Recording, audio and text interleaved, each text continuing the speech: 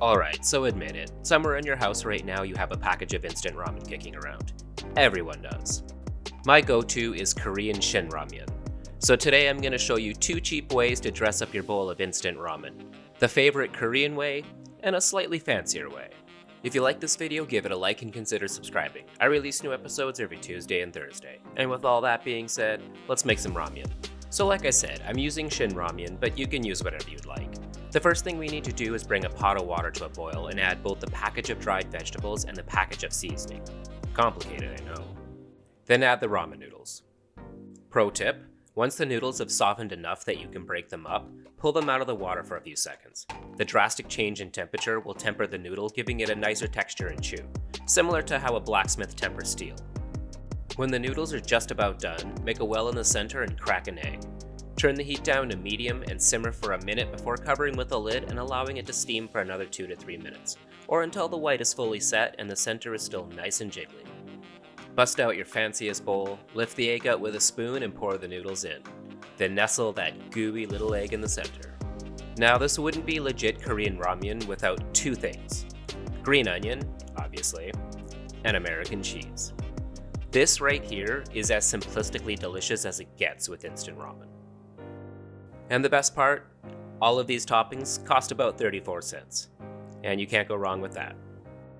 But let's say you just binged watched MasterChef and you're feeling a little fancy, but you also don't want to just throw handfuls of caviar on everything. No problem. Easily the star of every bowl of ramen, from a visual standpoint at least, is the soft egg. So in a small pot of boiling water, carefully lower an egg and gently stir it for about 10 seconds. The centrifugal force makes the egg white fill the air pocket at the bottom and moves the yolk to the center, giving you a more even-looking egg. Set a timer for 7 minutes as soon as it hits the water. When the timer's up, quickly shock the egg in cold water and let it sit for about 10 minutes to allow the egg to contract from the shell.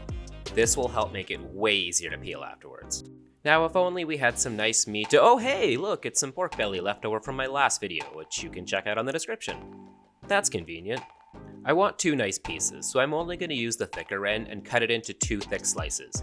If you don't have any pork belly, just use whatever you have on hand. But most grocery stores sell sliced pork belly, so they're not too hard to come by.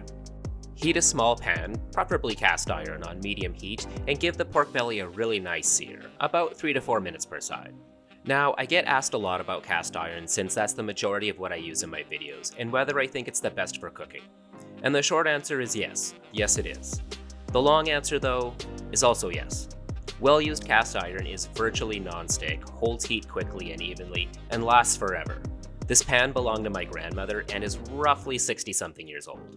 Once the pork belly is nice and crispy, set it aside on some paper towel to soak up the excess fat. I'm gonna add a king oyster mushroom to the bowl since I love mushrooms and I had one left in my fridge. I'm just gonna cut it in half and score it by making some shallow cuts on a diagonal. This is gonna make it nice and crispy. By now, the egg will be ready to peel.